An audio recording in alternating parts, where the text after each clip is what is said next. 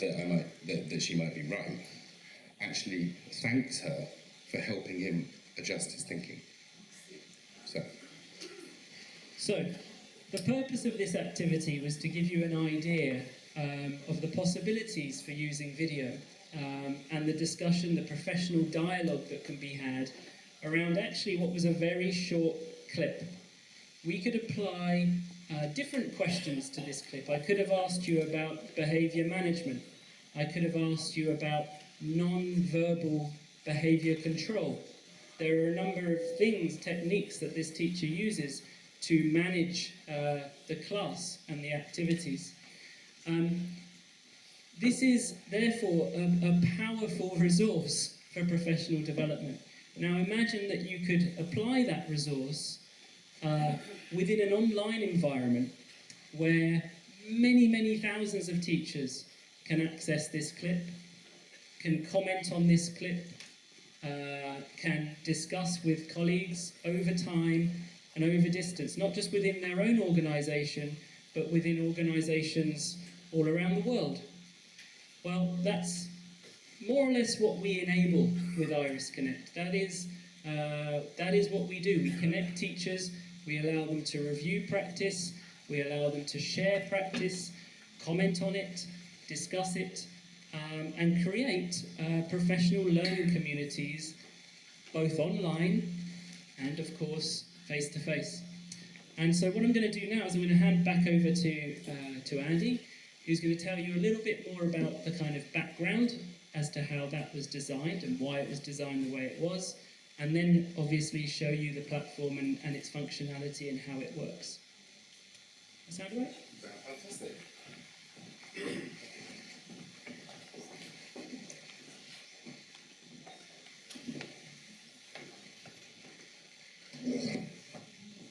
Okay, yeah, so this is just to sort of really to introduce you to some of the rationale behind what we do, some of the research findings behind that, and then I can give you an introduction to the actual platform itself.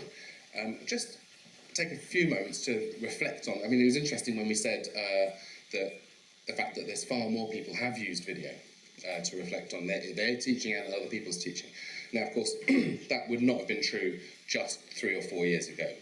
So when we look at the world, what we see are these constant sort of waves of innovation. You know, we've got various phases, but where we are right now is at the top of this sort of 5th wave where we're talking about digital networks, software information engineering, artificial intelligence, all this sort of stuff. But within this sort of headlong rush into the future, it does sometimes feel like there are areas, little pockets, that innovation doesn't touch, or doesn't touch for quite a while. Little pools of calm in the rapids. And I'm just going to give you a little example of that. So, the first recorded wheel that I could find, around 3,500 BC, that's an image of it there. And then the first recorded luggage that I could find, the first heavy thing that someone wanted to take with them, the first depiction of that is here. And so, around the same time. Now, the slide's not broken. This slide represents the passing of time. This was my luggage in 1995. Anybody notice what's missing? There are no wheels. So what this means is that up until 1980, my luggage didn't have wheels. By 1990, we thought, hang on, wait a minute, we can put 2 wheels on our luggage and carry it around. But then it took a further decade to realise that we could put 4 wheels on our luggage and life would become an awful lot easier. So what this means is that for 5,500 years, heavy things that I'd like to take with me and wheels lived as mutually exclusive concepts in our world. Sometimes, when we reflect on education, I feel like we have not quite as severe, but a disconnect nonetheless, an ongoing disconnect between theory and practice.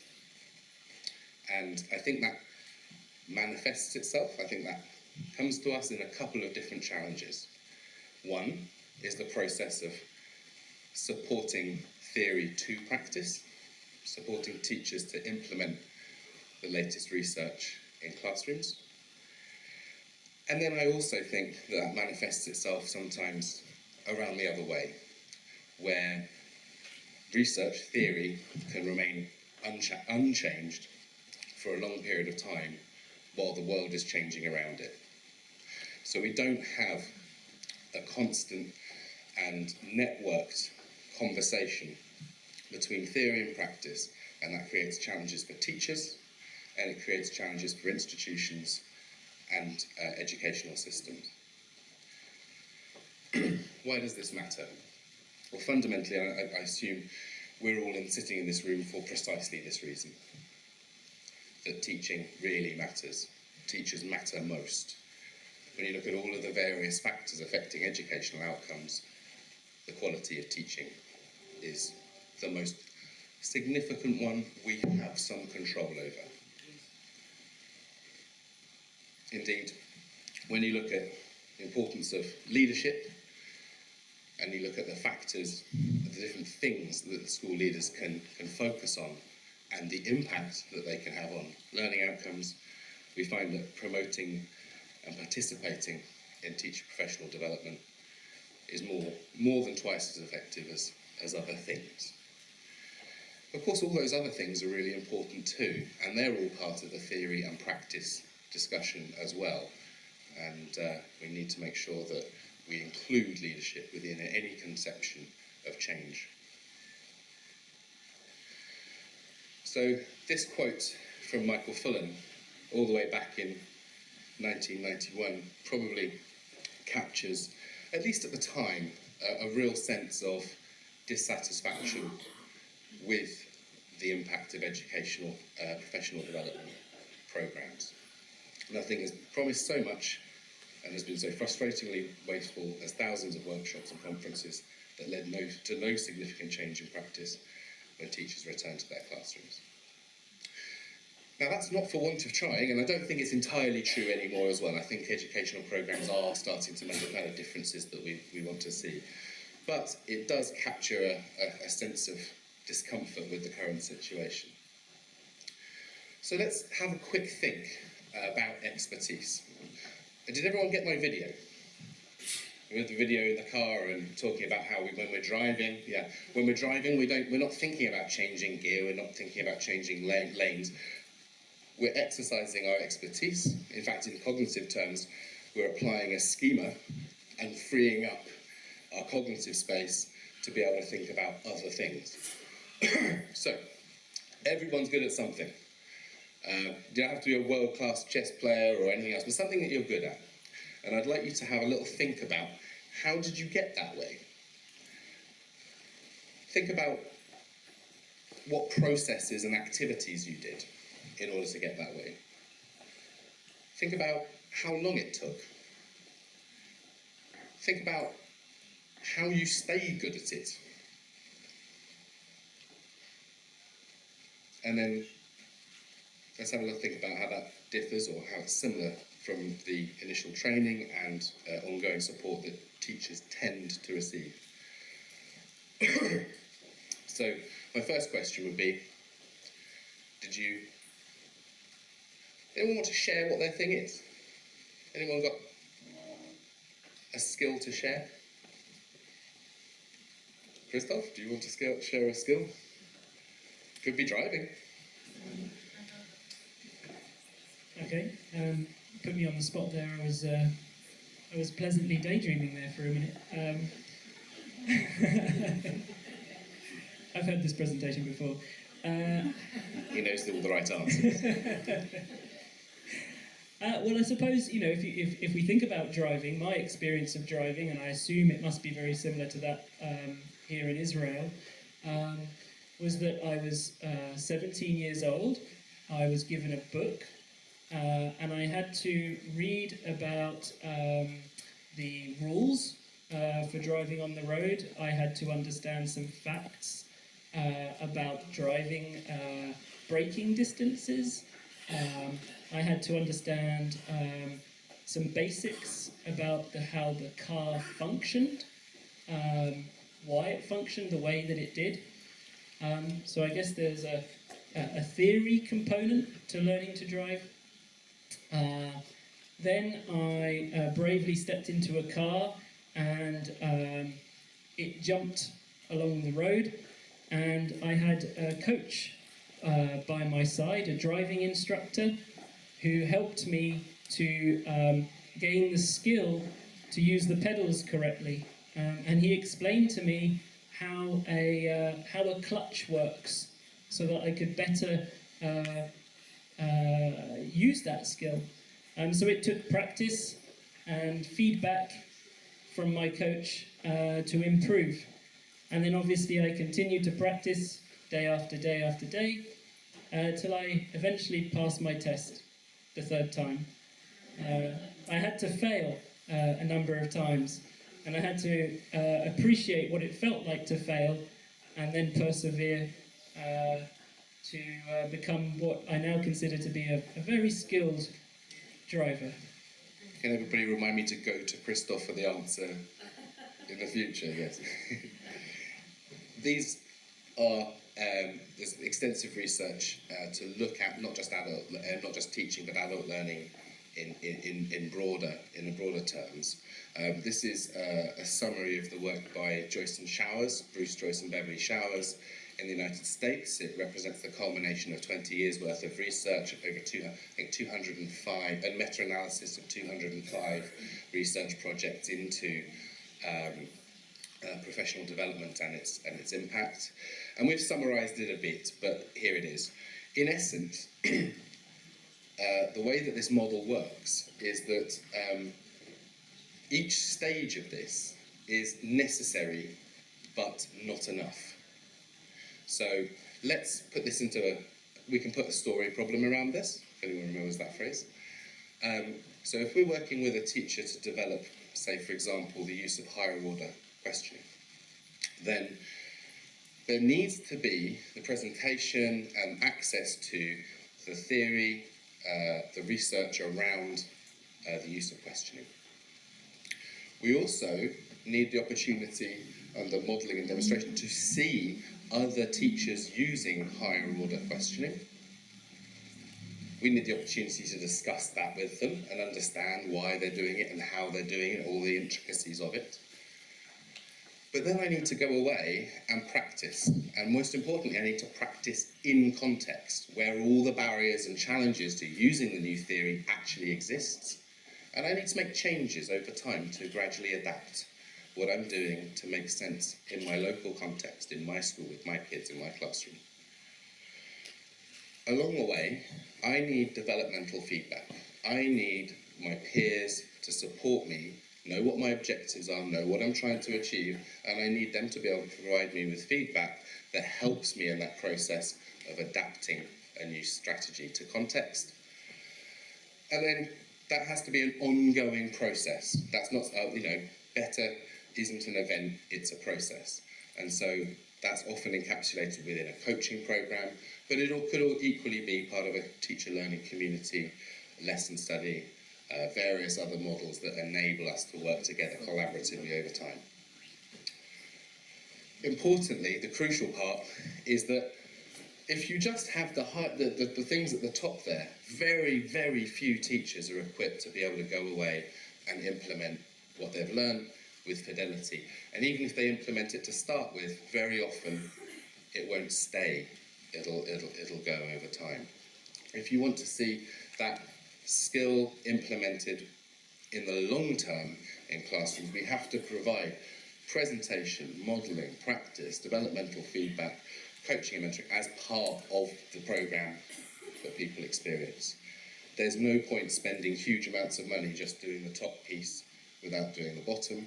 There's no point just doing coaching without us knowing the theory behind what we're doing. So that's the overall research framework that we came to. So to give you a little bit of background, I used to work as a trainer, going out to schools supporting teachers to implement different learning tools in their classroom. I used to think I was a pretty good trainer, but when I went back 6 months later, nothing really had changed.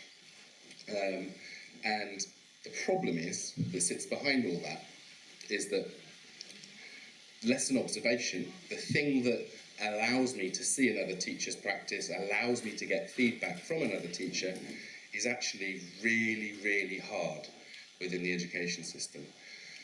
Firstly, it's expensive. You have to, not all schools account for it, and they don't necessarily see it in their budget, but it is expensive. If I want a teacher to come in and observe my lesson, then we might have to pay for cover teaching for that teacher. That teacher might have to travel. Then we will need to book out time for both me and that teacher to sit together after the lesson to talk about it. So all of these things add costs to educational programs. That process is kind of inherently subjective. It's somebody's opinion and they're giving me that feedback. It can be disruptive within a classroom context as well. Someone coming and sitting with a clipboard at the back of the room can disrupt the teacher as much as it disrupts the learners. I won't go into huge detail, but I'm sure you've all experienced this to one degree or another, that it's subject to multiple kind of cognitive biases. We can come out of a lesson and only remember the things that went badly and never think about the things that went well. We can only think about the things we actively saw.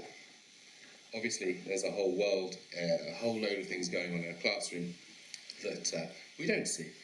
And most importantly of all, lesson observation has historically been associated with performance management and summative assessment, which makes it something that teachers don't want to do, and it's a tragedy because it's the most important developmental tool that we have in our armoury to improve the education system, but teachers don't want to do it because it's been used to judge.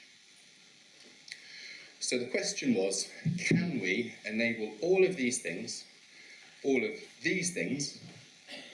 using digital technology, using an online community of practice, using video, in order to mean that we don't have to all be doing an elaborate timetable dance in order to be able to enable teachers to be exposed to each other's practices.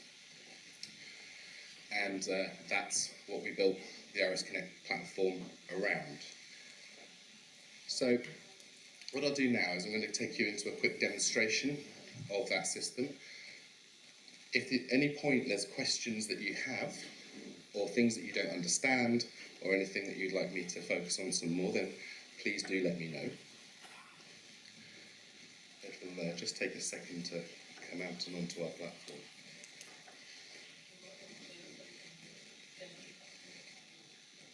Yes.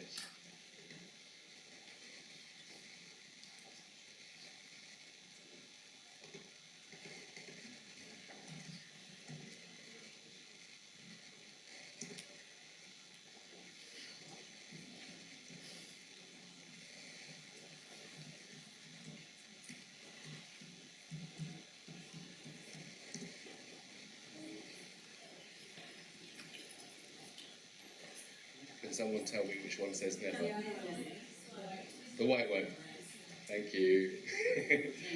Okay, so yeah, the basic principle of the system is we can, remember that first thing in the Joyce and Showers framework, access to theory, access to models, etc., examples of other teachers' practice. The first thing that the system does is it just enables us to do that in a much more scalable way. In the same way as lots of e-learning programs can do too, we're able to bring together users on the platform into a group. They're able to share resources, and we can present a theory to teachers within the Iris Connect platform.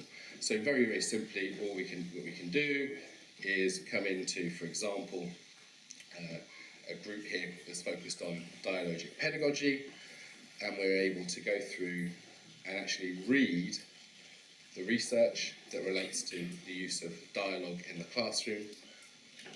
We can get leading lights in the field to be able to present their thinking about that particular subject, that particular area. And we can also share examples from around the world of teachers using that strategy in their own context. And actually, the video that you just saw is one of the ones that we use. So in order to introduce the concept of dialogic pedagogy, we enable people to read the theory, to access the research, and to see examples drawn from across the world, not necessarily best practice, but things that start a conversation. So that's the first step.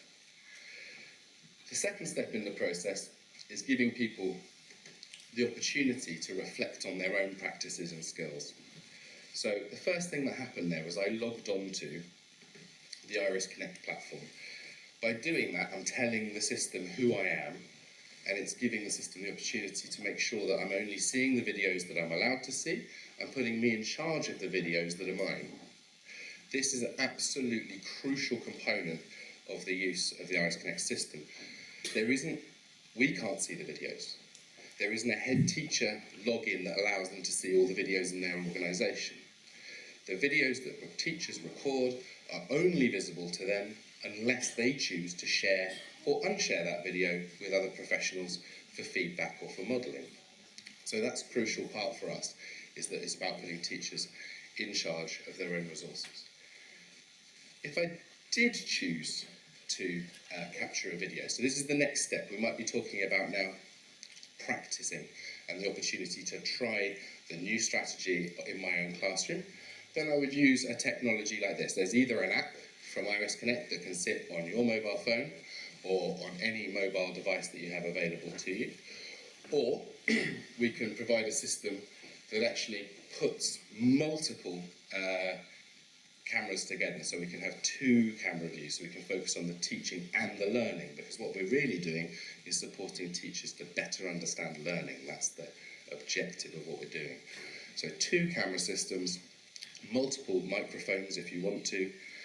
The video, it will record a video securely on the device, and then once you've finished, it will, once you start the video, the screen goes dark and starts to record so it doesn't interfere or disrupt the classroom environment. And then when you're finished, it will ask you, do you want to upload that? If you say yes, it's going to encrypt that video so that it's secure.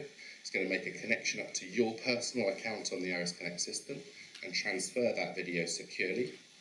Once it's up on the platform, the video will delete from the local device and it will be gone, so there are no data protection issues with regards to leaving cameras around or flash drives in your pocket or all that sort of stuff. It's dealt with, taken up in high quality, remain encrypted, and then it's held on a secure server so only you can view it. And this is the place where you would view it. For the quick, I would suggest I will say nothing in Hebrew just to... Yes, please. בעצם יש שתי אפשרויות. אפשרות אחת זה להשתמש בטלפון האישי שלכם. וזה לוקח דקה, הוא הראה כמה מהר זה לוקח בשביל לגרום לזה, שזה יהפוך להיות מצלמה. אפשר גם לבקש מהתלמידים מצלמה או ממורה אחר, ולקחת את זה להפוך שתי מצלמות. יש גם אפשרות לקחת איזושהי אפליקציה, איזשהו מכשיר שהוא מיקרופון, שמתחבר לטלפון, שעולה 10 שקלים באי-ביי, ואז גם האיכות של השם היא מאוד מאוד גבוהה. אז כל הדבר הזה, יש לכם אפליקציה בטלפון, זה לוקח דקה להתחבר, וזה זמין בכל מכשיר. אפשר גם להשתמש בפלטפורמה שהם מציעים, שהיא באיכות